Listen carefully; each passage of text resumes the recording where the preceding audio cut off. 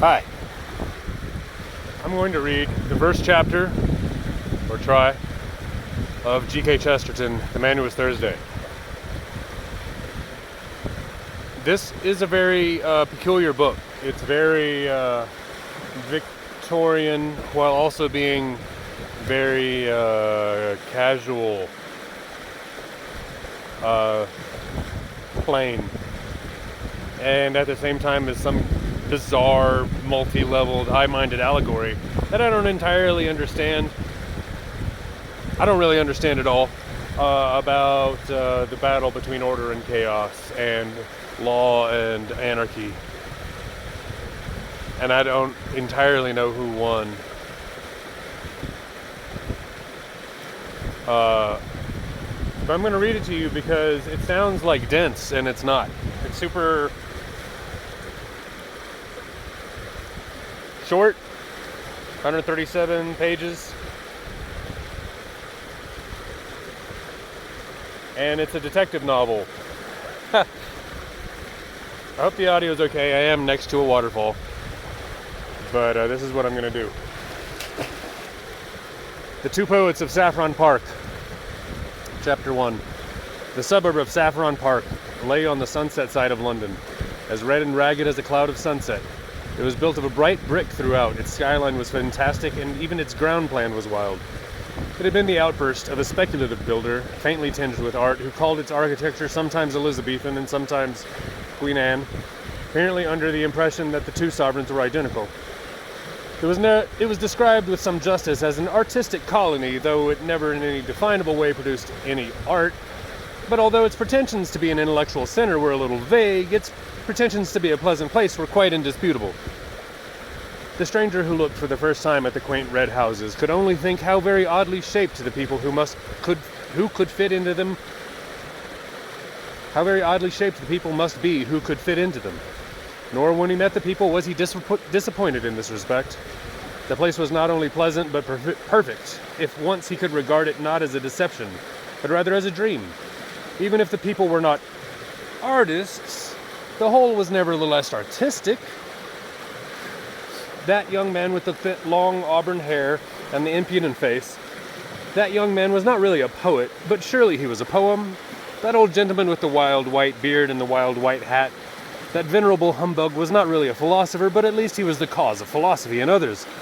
That scientific gentleman with the bald egg-like head and the bare bird-like neck had no real right to the airs of science that he assumed. He had not discovered anything new in biology, but what biological creature could he have discovered more singular than himself? Thus, and thus only, the whole place had properly to be regarded. It had to be considered not so much as a workshop for artists, but as a frail but finished work of art. A man who stepped into its social atmosphere felt as if he had stepped into a written comedy.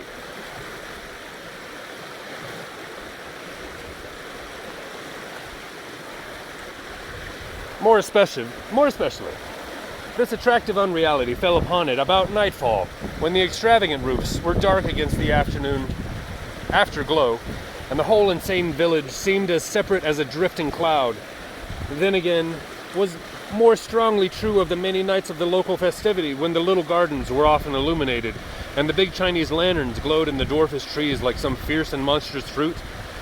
And this was strongest of all on one particular evening, still vaguely remembered in the locality, of which the auburn-haired poet was the hero. It was not by any means the only evening of which he was the hero. On many nights those passing by his little back garden might hear his high didactic voice, laying down the law to men and particularly to women. The attitude of women in such case was indeed one of the paradoxes of the place. Most of the women were of the kind vaguely called emancipated, and professed some protest against male supremacy. Yet these new women would always pay to a man, the extravagant compliment which no ordinary woman ever pays to him, that of listening while he is talking. And Mr. Lucian Gregly, the red-haired poet, was really, in some sense, a man worth listening to, even if one laughed at the end of it. He put the old cant of the lawlessness of art and the art of lawlessness with a certain impudent freshness which gave at least a momentary pleasure. He was helped in some degree by the arresting oddity of his appearance, which he worked, as the phrase goes, for all it is worth. His dark red hair, parted in the middle, was literally like a woman's, and curved into the slow curls of a virgin in a pre-Raphaelite picture. From within this almost saintly oval, however, his face projected suddenly broad and brutal, the chin carried forward with a look of cockney contempt. This combination at once tickled and terrified the nerves of the neurotic population. He seemed like a walking blasphemy, a blend of the angel and the ape. This particular evening, if it is remembered for nothing else, will be remembered in that place for its strange sunset. It looked like the end of the world. All the heavens seemed strangely covered with a quite vivid and palpable plumage. You could only say that the sky was full of feathers, and of feathers that almost brushed the face. Across the great part of the dome they were gray, with the strangest tints of violet and mauve and an unnatural pink or pale green. But towards the west the whole grew past description, transparent and passionate, and the last red-hot gleams of it covered up the sun like something too good to be seen. The whole was so close about the earth as to express nothing but a violent secrecy. The very empyrean seemed to be a secret. It expressed that splendid smallness which is the soul of local patriotism. The very sky seemed small. I say that there are some inhabitants who may remember the evening, if only by that oppressive sky. There are others who may remember it because it marked the first appearance in the place of the second poet of Saffron Park. For a long time it seemed the red-haired revolutionary had reigned without a rival. It was upon the night of the sunset that his solitude suddenly ended. The new poet, who introduced himself by the name of Gabriel Syme, was a very mild-looking immortal, with a fair, pointed beard and a faint yellow hair. But impression grew that he was less meek than he looked. He signalized his interest by differing with the established poet Gregory upon the whole nature of poetry. He said that he, Syme, was a poet of law, a poet of order.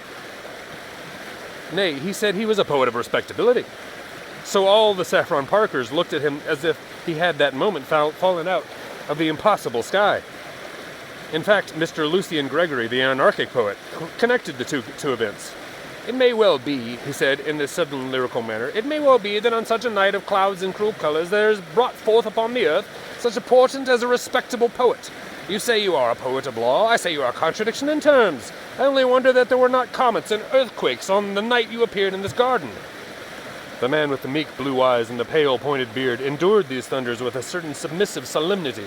The third party of the group, Gregory's sister Rosamond, had her brother's braids of red hair but a kindlier face underneath them, laughed with such a mixture of admiration and disapproval that she gave commonly to the family oracle.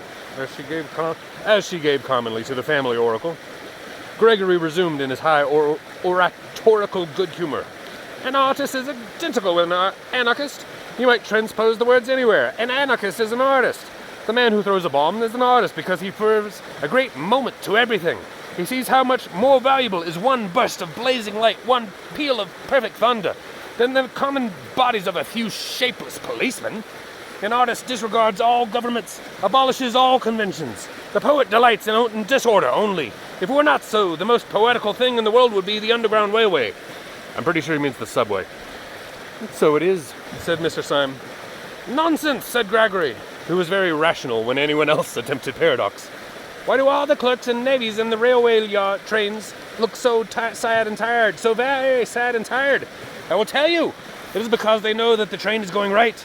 It is because they know that whatever place they reach, they have taken a ticket for. Because they know that whatever place they have taken a ticket for, that place they will reach. It is because after they have passed Sloane Square, they know the next station must be Victoria, and nothing but Victoria. Oh, the wild raptures! Oh, their eyes like stars on their souls again in Eden, if the next station were unaccountably Baker Street. It is you who are unpoetical, replied the poet Syme. If what you say of clerks is true, they can only be as prosaic as your poetry. The rare, strange thing is to hit the mark. The gross, obvious thing is to miss it. We feel it is epical when man with one wild arrow strikes a distant bird. Is it not also epical when a man with one wild engine strikes a distant station? Chaos is dull, because in chaos the train might indeed go anywhere to Baker Street or to Baghdad. But man is a magician. His whole magic is in this, that he does say Victoria, and lo, it is Victoria. No, take your books of mere poetry and prose. Let me read a timetable with tears of pride. Take your Byron, who commemorates the defeats of man. Give me Bradshaw, who commemorates his victories. Give me Bradshaw, I say. Must you go? Inquired Gregory sarcastically. I tell you, went on Syme with passion, that every time a train comes in, I feel that it has broken past batteries of besiegers, that man has won a battle against chaos. You may say contemptuously that when one has left Sloane Square, one must come to Victoria. I say that one might do 1,000 things instead, and whenever I really come there, I have the sense of a hair's breadth escape. And when I hear the guards shout out the word Victoria, it is not an unmeaning word. It is the cry of a herald, announcing conquest. It is to me, indeed, Victoria. It is the victory of Adam. Gregory wagged his heavy red head with slow and sad smile. And even then, we poets always ask the question, and what is Victoria now that you have got there? You think Victoria is like the New Jerusalem? We know that New Jerusalem will only be like Victoria. Yes, the poet will be discontented even in the streets of heaven. The poet is always in revolt. There again, said Syme irritably, what is there poetical about being in revolt? You might as well say that it is poetical to be seasick. Being sick is a revolt. Both being sick and being rebellious may be the wholesome thing on certain desperate occasions, but I'm hanged if I can see why they are poetical. Revolt in the abstract is revolting. It's mere vomiting. Oh. The girl winced for a flash at the unpleasant word, but Syme was too hot to heed her. If it is things going right, he cried, that is poetical. Our digestions, for instance, going sacredly and silently right. That is the foundation of all poetry. Yes, the most poetical thing, more poetical than flowers, more poetical than the stars. The most poetical thing in the world is not being sick. Really, said Gregory superciliously, the example is you choose. I beg your pardon, said Syme grimly. I thought we had abolished all conventions. For the first time, a red patch appeared on Gregory's forehead. You don't expect me to revolutionize society on this lawn? Syme looked straight into his eyes and smiled sweetly. No, I don't, but I suppose if you were serious about your anarchism, that is exactly what you would do. Gregory's big bull eyes blinked suddenly like those of an angry lion, and one could almost fancy that his red mane rose. Don't you think, then, he said in a dangerous voice, that I am serious about my anarchism? I beg your pardon, said Syme. Am I not serious about my anarchism? Cried Gregory with knotted fists. My dear fellow, said Syme, and strolled away. With surprise, but with a curious pleasure, he found Rosamond Gregory still in his company. Mr. Syme, she said, do the people who talk like you and my brother often mean what they say? Do you mean what you say now? Syme smiled. Do you? He asked. What do you mean? Asked the girl with grave eyes. My dear Miss Gregory, there are many kinds of sincerity. When you say thank you for the salt, do you mean what you say? Do you mean when you say the world is round, do you mean what you say? No. It is true, but you don't mean it. Now, sometimes a man like your brother really finds a thing he does mean. It may only be a half-truth, quarter-truth, tenth truth, but when he says more than he means, from sheer force of meaning it. She was looking at him from under level brows. Her face was grave and open, and there had fallen upon it the shadow of that unreasoning responsibility which is at the bottom of the most frivolous woman, the maternal watch, which is as old as the world. Is he really an anarchist, then? Only in the sense that I speak of, or if you prefer, in that nonsense. She drew her broad brows together and said abruptly, he wouldn't really use bombs or that sort of thing. Syme broke into a great laugh that seemed too large for his slight and somewhat dandified figure. Good Lord, no! That has to be done anonymously. And the corners of her own mouth broke into a smile, and she thought with a simultaneous pleasure of Gregory's absurdity and of his safety. Syme strolled with her to a seat in the corner of the garden and continued to pour out his opinions, for he was a sincere man, and in spite of his superficial airs and graces, at root a humble one, and it is always the humble man who talks too much, the proud man watches himself too closely. He defended respectability with violence and exaggeration. He grew passionate in his praise of tidiness and propriety. At the time there was a smell of lilac all around him. Once he heard very faintly in some distant street a barrel organ begin to play, and it seemed to him that his heroic words were moving to a tiny tune from under or beyond the world. He stared and talked at the girl's red hair and amused face for what seemed to be a few minutes, and then feeling that the groups in such a place should mix, rose to his feet. To his astonishment, he discovered the whole garden empty. Everyone had gone long ago, and he went himself with a rather hurried apology. He left with a sense of champagne in his head which he could not afterwards explain. In the wild events which were to follow, this girl had no part at all. He never saw her again until all his tale was over. And yet, in some indescribable way, she kept recurring like a motive in music through all his mad adventures afterwards. And the glory of her strange hair ran like a red thread through those dark and ill-drawn tapestries of the night, for what followed was so improbable that it might well have been a dream. When Syme went out into the starlit street, he found it for the moment empty. Then he realized in some odd way that the silence was rather a living silence than a dead one. Directly outside the door stood a street lamp, whose gleam gilded the leaves of the tree that bent out over the fence behind him. About a foot from the lamp post stood a figure almost as rigid and motionless as the lamp post itself. The tall hat and long frock coat were black. The face, in an abrupt shadow, was almost as dark.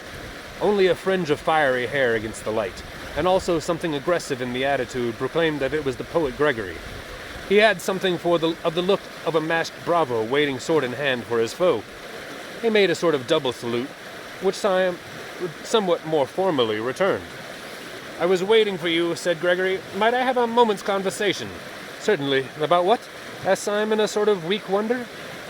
Gregory struck out with a stick at the lamppost, then at the tree. "About this and this. About order and anarchy. There's your precious order, that lean iron lamp, ugly and barren. And there is anarchy, rich, living, reproducing itself. There is anarchy, splendid in green and gold." "All the same," replied Syme patiently. Just at present you only see the tree by the light of the lamp. I wonder when you would ever see the lamp by the light of the tree." Then after a pause he said, "But may I ask if you have been standing out here in the dark only to resume our little argument?" "No," cried Gregory in a voice that ran down the street. "I did not stand here to resume our argument, but to end it forever." The silence fell again, and Syme, though he understood nothing, listened instinctively for something serious. Gregory began in a smooth voice, with a rather bewildering smile. "Mr. Syme, this evening you succeeded in doing something rather remarkable. You did something to me that no man born of woman has ever succeeded in doing before." "Indeed. Now I remember one other person succeeded in doing it, captain of a penny steamer, if I remember correctly, at Southend. You have irritated me." "I am very sorry," replied Syme with gravity. "I'm afraid my fury and your insult are too shocking to be wiped even with an apology. No duel could wipe it out. If I struck you dead, I could not wipe it out. There is only one way by which that insult can be erased, and that way I choose. I am going, at the possible sacrifice of my life and honor, to prove to you that you were wrong in what you said." "In what I said?" "You said I was not serious about being an anarchist." There are degrees of seriousness," replied Syme. "I have never doubted that you were perfectly sincere in the sense that you thought what you said well worth saying, that you thought a paradox might wake men up to a neglected truth." Gregory stared at him steadily and painfully. "And in no other sense?" he asked. "You think me serious? You think me a flaneur who lets fall occasional truths? You do not think that in a deeper, more deadly sense I am serious?" Syme struck his stick violently on the road.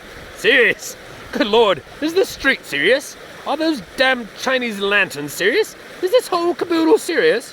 One comes here and talks a pack of bosh, and perhaps some sense as well, but I should think very little of a man who didn't keep something in the background of his life, was more serious than all this talking, something more serious, whether it was religion or only drink."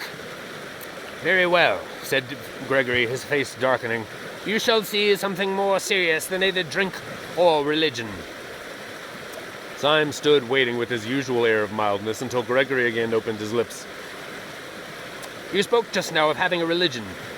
Is it really true that you have one?" "Oh," said Syme with a beaming smile, "we're all Catholics now." "Then may I ask you to swear by whatever gods or saints your religion involves that you will not reveal what I am going to tell you to any son of Adam, and especially not to the police? Will you swear that? And if you will take upon yourself this awful abnegation, if you will consent to burden your soul with a vow that you should never make, and a knowledge you should never dream about, I will promise you in return—" "You will promise me in return?" inquired Syme, as the other paused. "I will promise you a very entertaining evening." Syme suddenly took off his hat. Your offer is far too idiotic to be declined. You say that a poet is always an anarchist. I disagree, but I hope at least that he is always a sportsman. Permit me, here and now, to swear as a Christian, and promise as a good comrade and fellow artist, that I will not report anything of this, whatever it is, to the police. And now, in the name of Colney Hatch, what is it? I think, said Gregory with placid irrelevancy, that we will call a cab. He gave 2 long whistles, and a hansom cab came rattling down the road. The 2 got into it in silence. Gregory gave through the trap the address of an obscure public house on the Chiswick bank of the river. The cab whisked itself away again, and in it these 2 fantastics quitted their fantastic town. End of chapter 1.